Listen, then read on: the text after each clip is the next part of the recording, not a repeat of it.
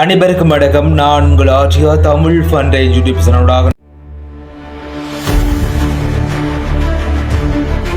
இலங்கையினை பொருளாதார ரீதியாக திரும்பி அந்த படுகொலிக்கு தள்ளப்போகின்றார் என்பதுதான் தற்போது பொறுத்திருந்து பார்க்கக்கூடிய இந்த அனுரகுமார திசாநாயக்க கடந்து வந்த பாதைகள் என்ன? இலங்கையின் 9வது நிறைவேற்று ஜனாதிபதியாகவும் தெரிவு செய்யப்பட்டவராக அனுரகுமார திசாநாயக்க காணப்படுகின்றார்.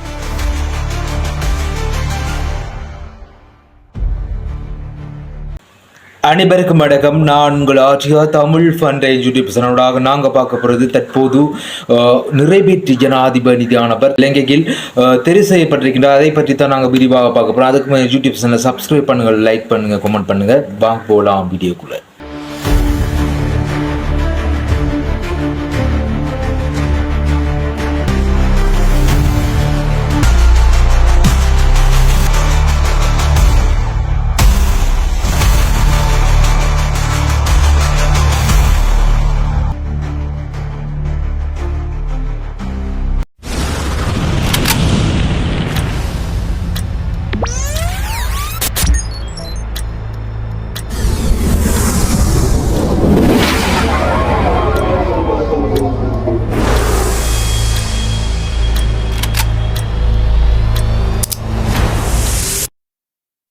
இலங்கை ஜனாதிபதி தேர்தலானது நிறைவடைந்து 9வது நிறைவேற்று ஜனாதிபதியாக அனுரகுமார திசாநாயக்க அவர்கள் தெரிவு செய்யப்பட்டிருக்கின்றார்.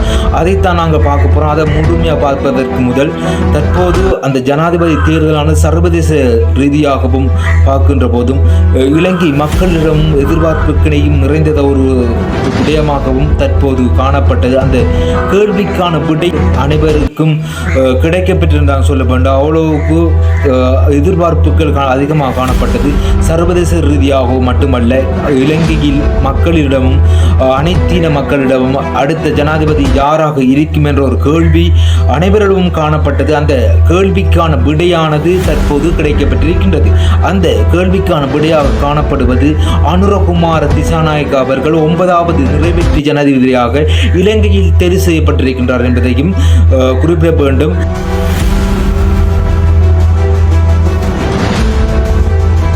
அதற்கு முதல் ஒருவருக்கு நன்றி சொல்ல வேண்டும். அவர்தான் ரணில் விக்ரமசிங்க அவர்கள்.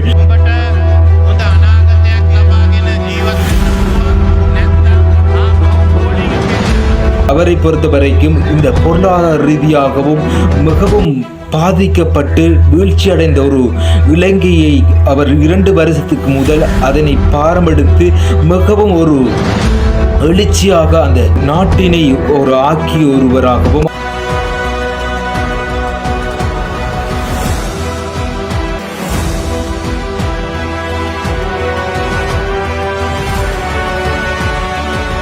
பொருளாதார ரீதியாகவும் மற்றும் கல்வி ரீதியாகவும் முன்னேற்றுகின்ற பணி ஒரு சிறந்த ஒரு தலைவன் என்றுதான் குறிப்பிட வேண்டும். அதைத்தான் தற்போது ஜனாதிபதியாக இருந்த ரணில் விக்ரமசிங்க அவர்கள் செய்திருந்தார். மிகவும் பின்தங்கி பொருளாதார வீழ்ச்சியில் பாரிய அளவில் பாதிக்கப்பட்ட ஒரு நாடாக இலங்கை காணப்பட்டது. அந்த நாட்டினை பொருளாதார ரீதியாகவும் மற்றும் ஒரு முன்னுதாரணமாக முன்னேற்றிய ஒருவராகவும் ரணில் விக்ரமசிங்க அவர்களை குறிப்பிடலாம். அவ்வாறான ஒருவரை தற்போது தோல்வியடைந்திருக்கின்றார். தற்போது அனுரகுமார திசாநாயக்க அவர்கள் ஜனாதிபதி என்ற ஒரு பதவியில் நியமிக்கப்பட்டிருக்கின்றார். 9வது நிறைவேற்று ஜனாதிபதியாக தற்போது அனுரகுமார திசாநாயக்க காணப்படுகின்றார். அந்த அனுரகுமார திசாநாயக்க முதல் மிகவும் பாதிக்கப்பட்ட ஒரு நாடாக பொருளாதார ரீதியாக இலங்கை காணப்பட்டது. அந்த இலங்கையினை ஒரு எழுச்சியோரிய நாடாக மாற்றியவர் ரணில் விக்ரமசிங்க என்றால் குறிப்பிட வேண்டும். அவ்வாறாக இருந்த ஒரு நாட்டினை மிகவும் ஒரு தந்திரமாக தனது அணுவ அரசியல் மூலம் மிகவும் பொருளாதார ரீதியிலிருந்து மீட்டெடுத்து மக்களின் எழுச்சிக்காக பாடுபட்ட ஒருவராகவும் ரணில் விக்ரமசிங்க அவர்களை குறிப்பிடலாம். தருணம் எவராலும் அந்த ஜனாதிபதி என்ற வெற்றிடத்தினையும் அந்த ஜனாதிபதி என்ற பதவியினையும் ஏற்க தயாராக இல்லை என்றுதான் குறிப்பிட வேண்டும். எதிர்க்கட்சி தலைவரை பொறுத்த வரைக்கும் எதிர்க்கட்சி தலைவரும் முதல் அந்த ஜனாதிபதி என்ற பதவிக்கான வெற்றிடம் காணப்பட்டது. ஜனாதிபதி பதவியினை ஏற்பதாக குறிப்பிட்டிருந்தார். ஆனால் அவர் குறிப்பிட்ட மட்டும்தான், ஆனால் அதனை அவர் செய்யவில்லை. அனைவரும் அச்சப்பட்டு காணப்பட்டார்கள். ஏன் ஒரு பொருளாதார ரீதியாக ஒரு பாதிக்கப்பட்ட நாட்டினை எப்படி பதவி ஏற்பார்கள் என்ற ஒரு விமர்சனமும் காணப்பட்டது.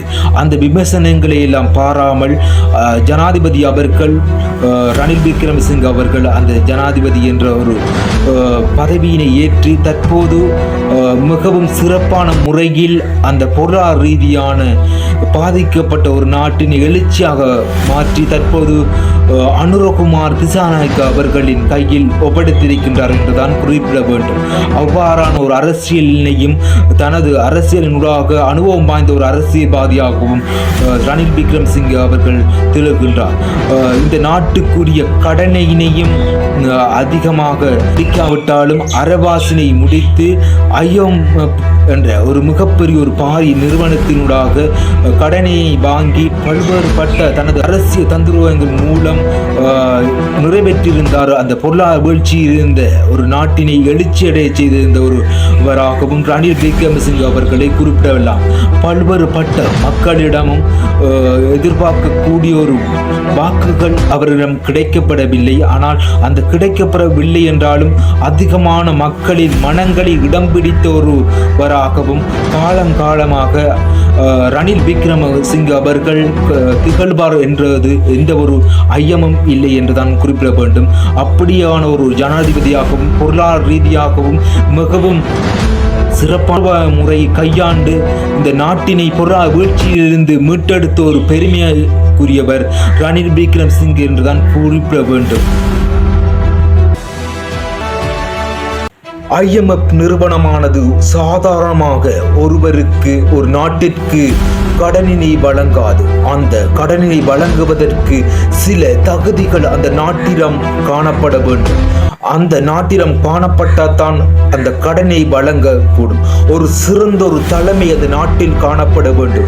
பொருளாதார ரீதியில் வீழ்ச்சி அடைந்த ஒரு நாடானது அது மீண்டும் எழுச்சி வருகின்ற ஒரு நம்பிக்கை IMF நிறுவனத்துக்கு இருக்க வேண்டும். இருந்தால்தான் அந்த நாட்டின் கூறிய கடனினை IMF நிறுவனம் வழங்கும் என்றுதான் குறிப்பிட வேண்டும்.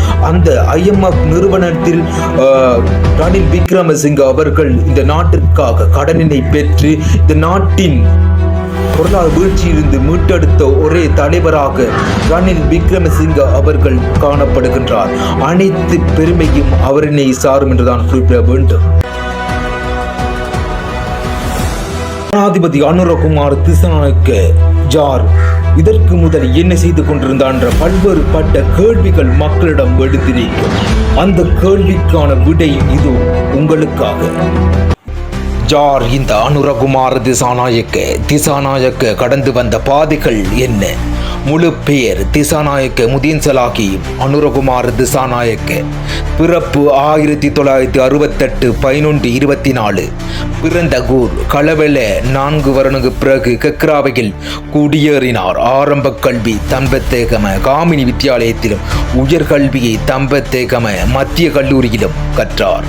குறித்த பாடசாலையில் உயரத்தை சித்தியடைந்து பல்கலைக்கழகத்தில் தெரிவான முதல் மாணவர் இவராவார். 1992 கலனி பல்கலைக்கழகத்தில் தெரிவான இவர் 1995 பட்டதாரியானார். இவரின் அரசியல் வாழ்க்கை என்பது 1997 சோசலிச இளைஞர் அமைப்பின் தேசிய அமைப்பாளராக நியமிக்கப்பட்டார். 1997 JVPயின் மத்திய செயற்குழுவின் உறுப்பினராகவும் 1998 JVPயின் அரசியல் குழுவின் உறுப்பினராகவும் நியமிக்கப்பட்டார். 1998 மத்திய மாகாண சபை தேர்தலில் முதலமைச்சர் வேட்பாளராக போட்டியிட்டார். 2000 நாடாளுமன்ற உறுப்பினராக தெரிவானார். 2004 குர்நாகலில் மாவட்டத்தில் போட்டியிட்டு அதிக விருப்பு வாக்குகளுடன் நாடாளுமன்றத்துக்கு தெரிவானார். கூட்டணி அரசாங்கத்தின் விவசாய அமைச்சர் பதவியினையும் வைத்தார். 2008 ஜேபி நாடாளுமன்ற குழு தலைவராக நியமிக்கப்பட்டார். 2010 தேசிய பட்டியல் ஊடாக நாடாளுமன்றத்துக்கு வந்தார். 2014 ஜனவரி 2 ஜேபியின் தலைவராக நியமிக்கப்பட்டார். அவர் பதவியேற்ற பின்னரே மாகாண சபை தேர்தல் ஜேபியின் வாக்குகள் வங்கிகள் அதிகரித்தது. 2015 நடைபெற்ற பொதுத் தேர்தலில் கொழும்பு மாவட்டத்தில் போட்டியிட்டு வெற்றி பெற்றார். எதிர்க்கட்சி பிரதம கொறடாவில் செயற்பட்டார். 2019 ஆகஸ்ட் 18 தேசிய மக்கள் சக்தி ஜனாதிபதி வேட்பாளராக பெயரிடப்பட்டார். ஜனாதிபதி தேர்தலில் ஜேபியின் 1982 நடந்து வந்த முதலாவது ஜனாதிபதி தேர்வில் ஜேபி சார்பாக அதன் நிறுவனராக ரோகண ஜேபி போட்டியில் 2,73,428 வாக்குகளை பெற்றிருந்தார். அதன் பின்னர் 1999 ஜனாதிபதி தேர்தலில் ஜேபி சார்பில் நந்தன குணதிலக போட்டியிட்டு 3,40,473 வாக்குகளை பெற்றிருந்தார். தற்போது ஐக்கிய தேசிய கட்சியின் அங்கம் வகித்திருக்கின்றார். 2010 பொது வேட்பாளராக களமிறக்கி பொன்சேகா ஆதரவு வழங்கினார். 2015 நடைபெற்ற ஜனாதிபதி தேர்தல் போட்டியில் விடவில்லை. எனினும் மஹிந்த ராஜபக்சவுக்கு வாக்களிக்க கூடாது என பிரசாரத்தினை முன்னெடுத்தார். அனுரகுமார் திசாநாயக்க தற்போது நிறைவேற்று ஜனாதிபதியாக தெரிவு செய்யப்பட்டிருக்கின்றார். அனுரகுமார் திசாநாயக்க வாழ்த்துக்கள். அதிகமான மாணவர்களும் மற்றும் அறக்களி போராட்டங்களிலும் அதிகமாக பங்கினை கொண்ட ஒருவராகவும் ஜனாதிபதி அனுரகுமார் திசாநாயக்க காணப்படுகின்றார். அதிகமான இளைஞர்களின் ஆதரவினை பெற்று தற்போது இலங்கையின் 9வது நிறைவேற்று ஜனாதிபதியாகவும் பதவியேற்றிருக்கின்றார். அவருக்கு எங்களது வாழ்த்துக்களையும் சொல்லிக்கொள்ள விரும்புகின்றோம்.